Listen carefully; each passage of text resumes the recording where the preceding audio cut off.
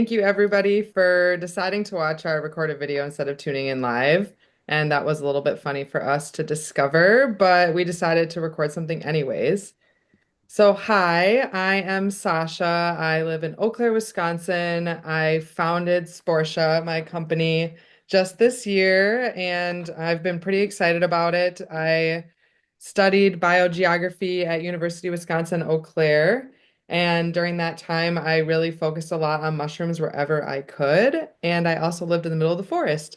So I've really been trying to kind of merge forest to lab, and that's been my primary focus, as well as growing mushrooms and making tinctures out of them. Yeah, so Jordan, tell us a little bit more about yourself. Cool. Thank you for that introduction. My name is Jordan. I'm from Thibodaux, Louisiana, but now I'm here in Baton Rouge, Louisiana, where I am running my business, mycocentrics, and just learning about mushrooms any chance I get. But I was first introduced to mushrooms back in 2018 when I learned to cultivate Cordyceps militaris. So I had a pretty interesting start to my mycological career. Traditionally, I'm a biological engineer, but never really practiced as one traditionally. Yeah, they always say that the mushrooms kind of find you and inoculate you, and I feel like that's exactly what happened. Once I started learning about cordyceps, it just sent me down a whole wormhole of just learning about all these different mushrooms, utilizing them in my body, extracting them, foraging them, cultivating them. And I'm still on that journey. And now I have my business, as I mentioned, mycocentrics, where I extract tinctures. I go out and forage and collect genetics, use them in my tinctures, and look forward to expanding my business and my product line. And yeah, that's kind of where I'm at these Yeah, days.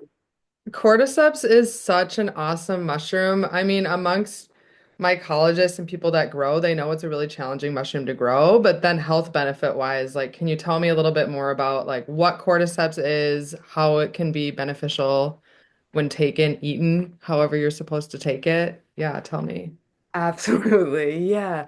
So I'll show you what they look like. Cordyceps are these crazy looking orange mushrooms, and they have kind of an interesting stigma about them, I guess, because of the show The Last of Us.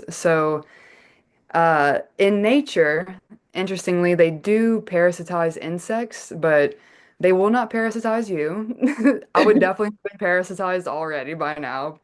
Um, but they have really, really incredible medicinal value. So cordyceps are known as the athlete's mushroom. They're very incredible for oxygen uptake, being able to intake more oxygen into your body and utilize it more efficiently, increase VO2 max. They help us to not create so much lactic acid in our body as well. They increase our CO2 tolerance. Again, really, really great for athletes if you're dealing with soreness or anything like that. So they're good pre-workout and a good mushroom for recovery. But for the everyday person, they're just very good for having more sustained energy throughout the day, good for immune support, libido, fertility, kidney health, so many different things. If you're dealing with kind of like chronic fatigue or even like long COVID symptoms, things like that, burnout, cordyceps are a really good mushroom for that. And I use them for all those reasons that I just described. More energy, less inflammation, more vitality. Yeah. They're my favorite. So you must have like a handful of personal connections to cordyceps. I guess I'm kind of curious about maybe some of your first times growing it, and then maybe some of the first times that you ever took one of the tinctures that you made or a tincture that somebody had made. What were those two experiences like? Yeah. First time growing it. When I learned to grow it, I was working on, it was actually the largest militaris farm on the western half of the globe at the time. So we were doing it at a pretty decent scale, but we were cultivating them in jars just about this size. Um, and like all mushroom cultivation, there's always problems. You can run into contamination. You have to have a very controlled environment. You have to have your humidity on point, your temperature, your lighting, all these various things. So At that time, I think we had that dialed in, but contamination was a little bit of an issue because we were trying to scale into bigger containers. I didn't spend too much time at that farm. Um, but yeah, when I brought it back down here to Louisiana, I figured out how to scale it into these bigger containers. And I would say that was still kind of the issue though. Finding ways to mitigate the contamination, especially down here in Louisiana, which is like the moldiest place like in the country. Um, so yeah, but all in all, I would say cordyceps come off as a difficult mushroom, but I think they're just a little bit different than some of these other gourmets. And once you have it dialed in, I find they're pretty easy to grow. By the way, we grow these on supplemented rice, even though they grow on bugs in nature. We don't cultivate them on insects here in the United States because that'd be creepy for sure. Oh, and you asked about my first experience or some of my experiences taking them. I will say that I've been an athlete my whole life, like playing basketball and various different sports, but I was never a very good distance runner. I always really, really hated it. Um, some of my first experiences when I was living up in Massachusetts were me taking cordyceps before going on really long hikes. And it's almost like with cordyceps, when you reach your max output, you want to keep going and sustain that for a really long time. And I still notice that in my hikes today. Like I can exercise forever and my recovery is tangibly better. In situations I would think I'd be sore, I'm not, and I can definitely credit it to having cordyceps in my body. Yeah. What are your thoughts about kind of combining different mushrooms too? Like cordyceps and sounds like can be pretty powerful independently, but do you feel like there's more gain when you combine it with maybe other medicinal or gourmet mushrooms? Hmm. That's a great question. Yeah. Though cordyceps are mostly the ones that we think of whenever it comes to reducing fatigue and increasing athletic performance, turkey tail also has some like anti-fatigue properties and it can increase athletic performance.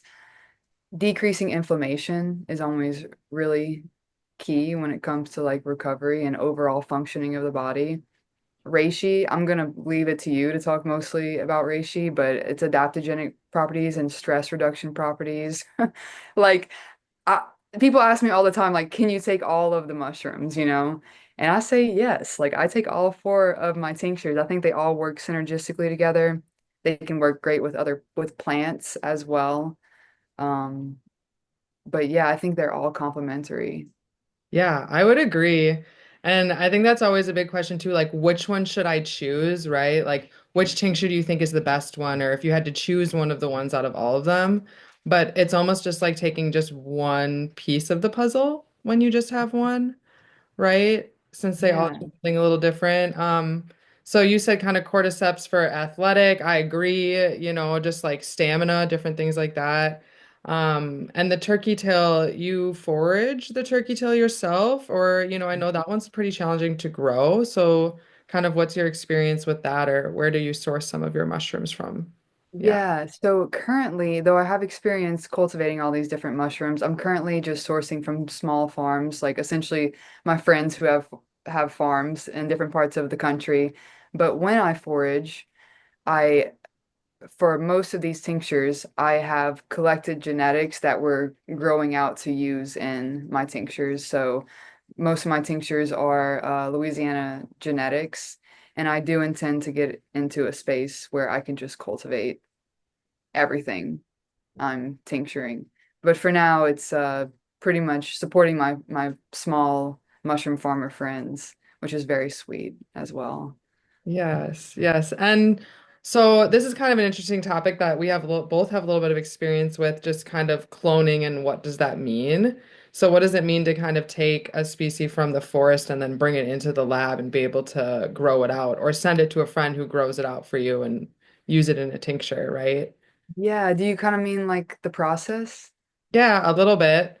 Yeah. Okay, cool. Yeah. You're out in the forest and you find maybe like an edible species that you think is kind of rare, or you're finding like a cordyceps species or something and you're cloning it. What's inspiring that chase, I guess? Yeah. Yeah. Oh. First of all, it's just really, really fun to be in the lab. But as far as what's inspiring it,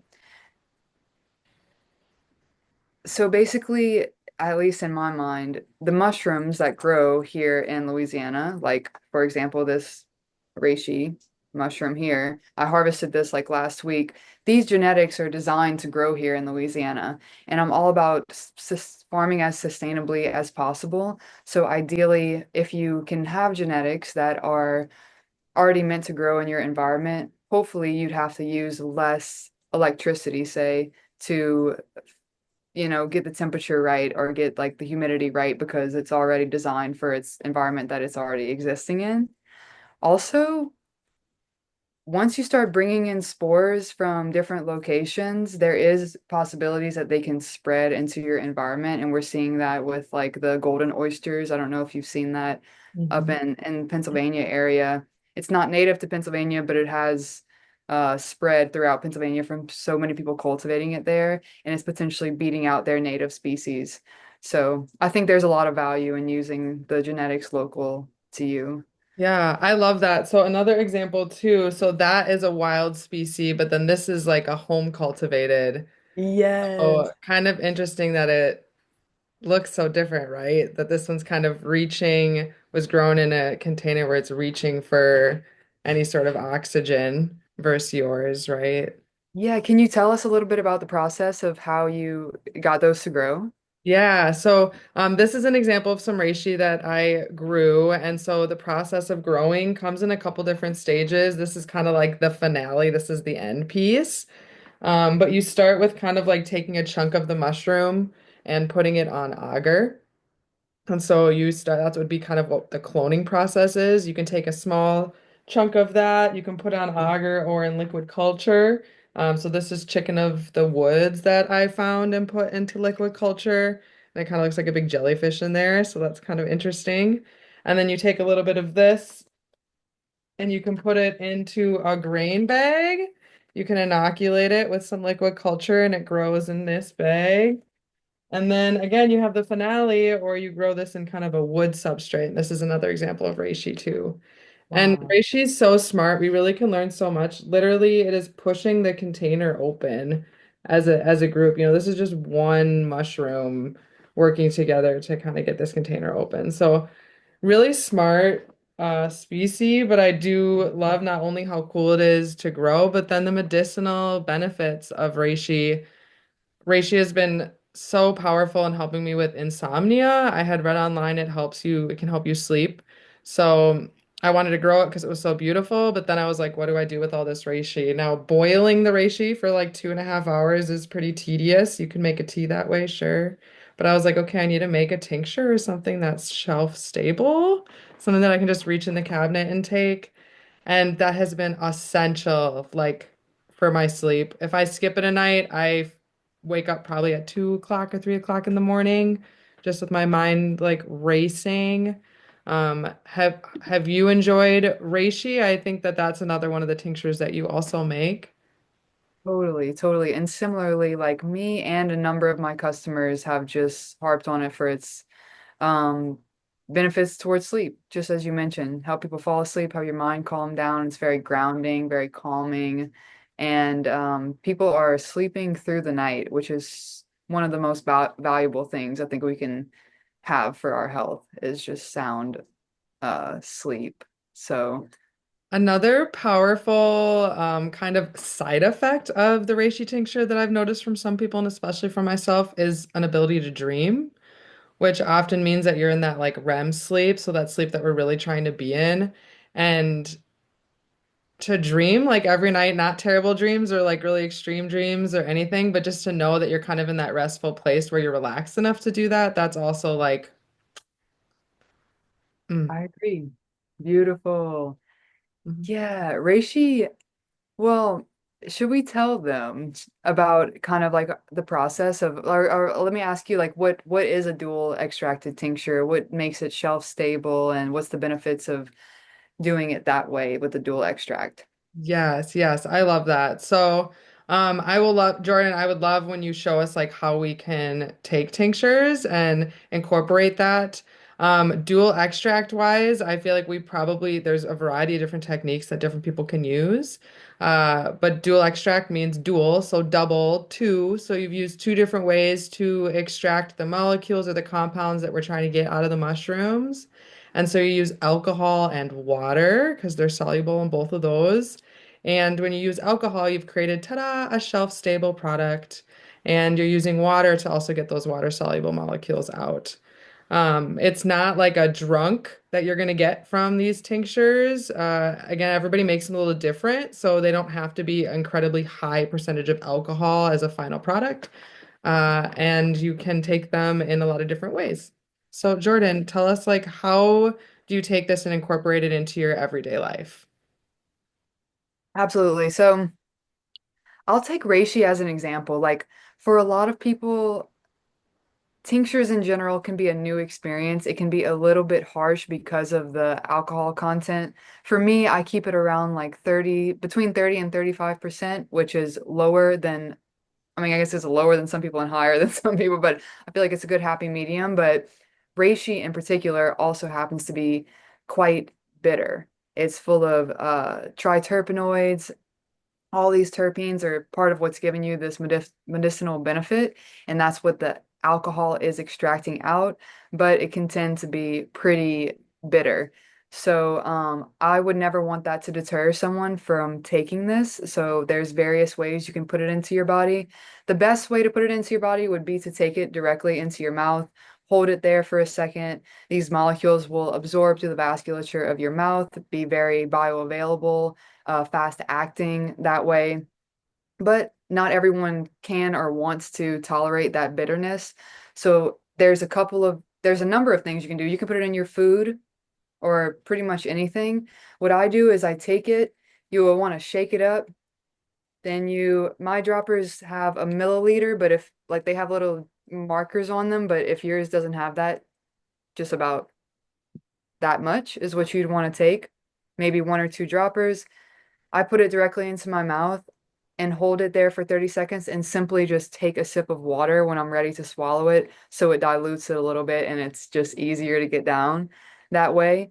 Another thing you can do, and it's so good to combine with different routines. So maybe you also want to up your water intake. So you can just simply have a glass of water, put it in your water. It's that simple. There you got your reishi, and you're not going to taste it at all because, that's a lot of water. You can also do it in a smaller amount of water if you just kind of want to sip it and you want to taste it. Because I truly believe that involving all of your senses is part of that medicine. That bitterness is signaling to your body like it's time to wind down, it's time to calm down. So I believe that these tastes and our association with them is important. But if you're like not about that life and you just like, okay, Jordan, like I'm just trying to take my reishi, then yeah, you can just dilute it and whatever you're already drinking, whatever you're already doing, add it to that. I love that. Yes, I would say I take mine in very similar ways. Sometimes I put in a little tea. If you're a coffee person in the morning, reishi is also fine in the morning. If you have a really stressful day, I definitely have a little bit sometimes at the beginning of the day, not just for sleepy time.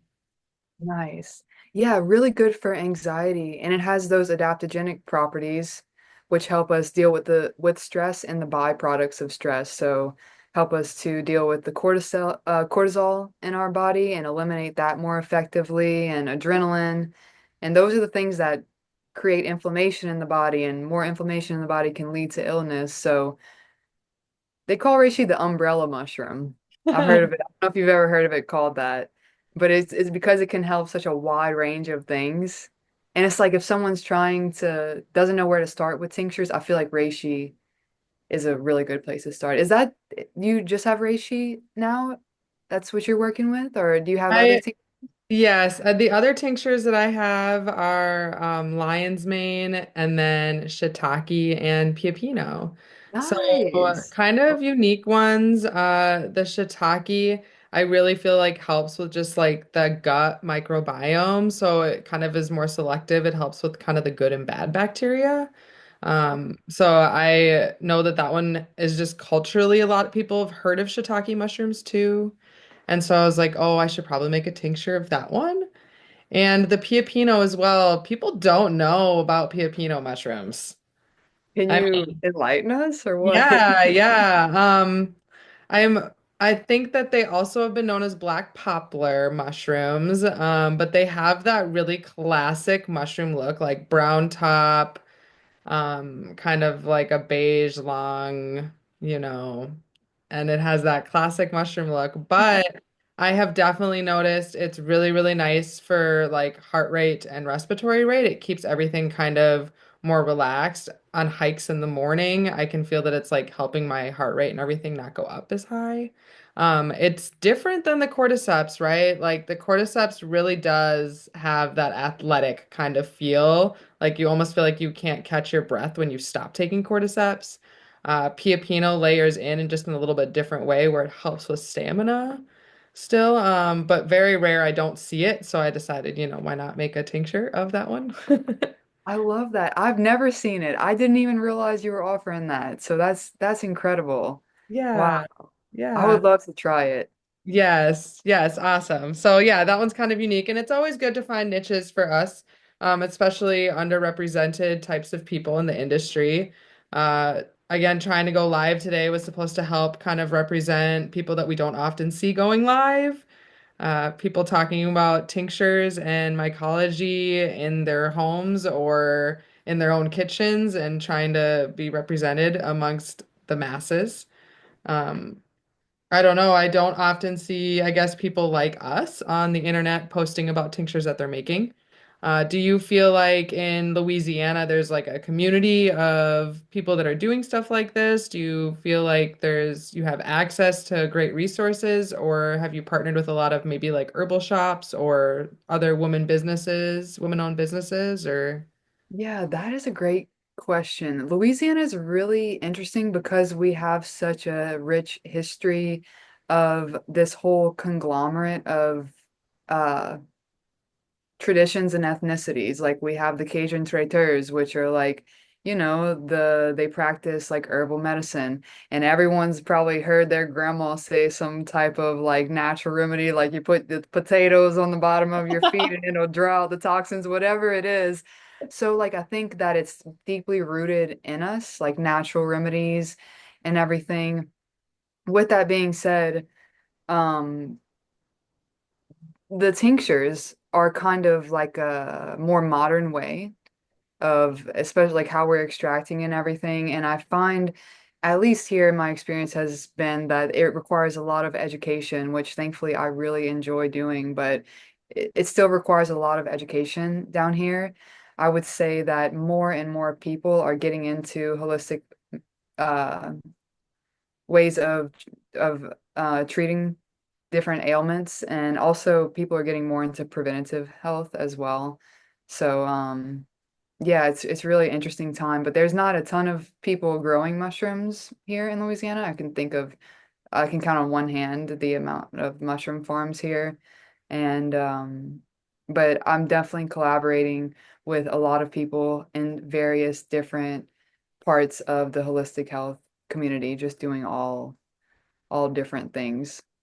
And I like being the little mushroom part of that, at least here in Baton Rouge, is a great time. I love What that. about there?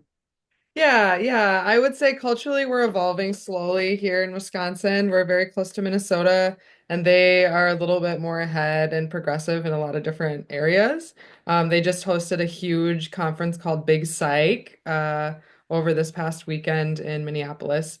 So I think they're really moving in the right direction as far as different types of mushroom topics. And a lot of people have heard of lion's mane up here, not reishi as much. But people are becoming more aware. They're seeing it at the farmers market. They're seeing it at maybe the community co-ops, the grocery stores are seeing some of these mushrooms, and so it's not becoming like as scary.